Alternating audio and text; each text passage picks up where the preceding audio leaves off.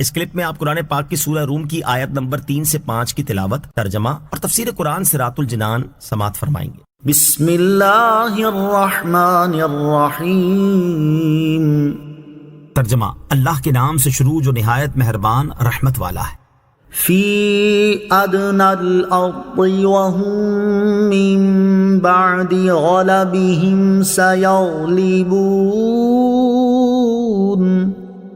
فی بضع سنین للہ الامر من قبل ومن بعد ویومئذ یفرح المؤمنون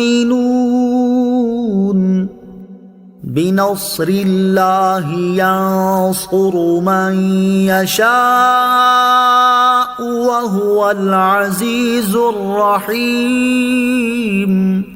ترجمہ، قریب کی زمین میں اور وہ اپنی شکست کے بعد ان قریب غالب آ جائیں گے چند سالوں میں۔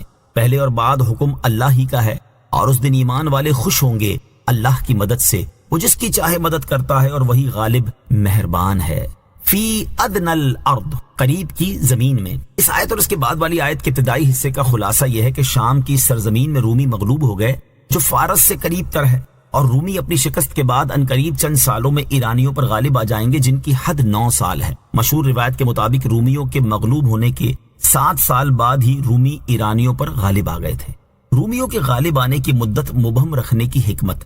یہاں آیت میں رومیوں کے غالب آنے کی معین مدت ذکر نہیں کی گئی۔ اس کی حکمت بیان کرتے ہوئے علامہ احمد سواوی رحمۃ اللہ تعالی فرماتے ہیں، آیت میں رومیوں کے غالب آنے کی مدت کو اس لیے مبہم رکھا گیا تاکہ کفار ہر وقت روب میں رہیں اور ان کے دلوں میں خوف بیٹھا رہے۔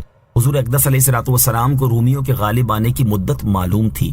یاد رہے کہ آیت میں رومیوں کے غالب آنے کی معین مدت ذکر نہ کرنے کا یہ مطلب ہرگز نہیں کہ رسول کریم صلی اللہ تعالی علیہ وآلہ وسلم کو بھی اس مدت کا علم نہیں دیا گیا تھا۔ آپ صلی اللہ تعالی علیہ وآلہ وسلم کو وہ مدت بتا دی گئی تھی، البتہ اسے ظاہر کرنے کی اجازت نہ ہونے کی وجہ سے آپ نے اسے ظاہر نہیں فرمایا تھا، جیسا کہ امام فخر الدین رازی رحمۃ اللہ تعالی فرماتے ہیں، اللہ تعالیٰ نے رومیوں کے غالب آنے کا سال، مہینہ، دن اور وقت بھی اپنے حبیب صلی اللہ تعالی علیہ وسلم کو بتا دیا تھا، البتہ تاجدار رسالت صلی اللہ تعالی علیہ وسلم کو اس کے اظہار کی اجازت نہ تھی۔ للہ الامر، اللہ ہی کا حکم ہے، یعنی رومیوں کے غلبے سے پہلے بھی اور اس کے بعد بھی اللہ تعالیٰ ہی کا حکم چل رہا ہے۔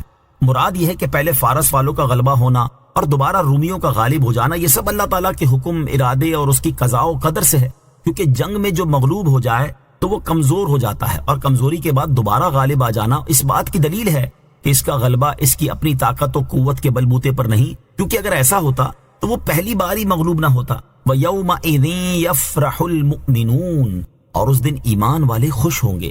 آیت کے اس حصے اور اس کے بعد والی آیت کے ابتدائی حصے کا خلاصہ یہ ہے کہ جب رومی ایرانیوں پر غالب آئیں گے اور اللہ تعالیٰ نے ان کے غلبے کا جو وعدہ فرمایا ہے وہ پورا ہوگا، تو اس دن ایمان والے اللہ تعالیٰ کی مدد سے خوش ہوں گے کہ اس نے کتابیوں کو غیر کتابیوں پر غلبہ دیا۔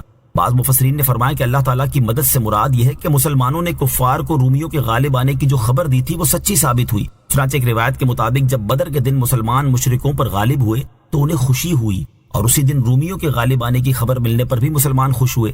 اور ایک روایت کے مطابق صلح حدیبیہ کے موقع پر رومی ایرانیوں پر غالب آئے، اور بیعت رضوان کے دن جب مسلمانوں کو اس کی خبر ملی تو وہ خوش ہوئے۔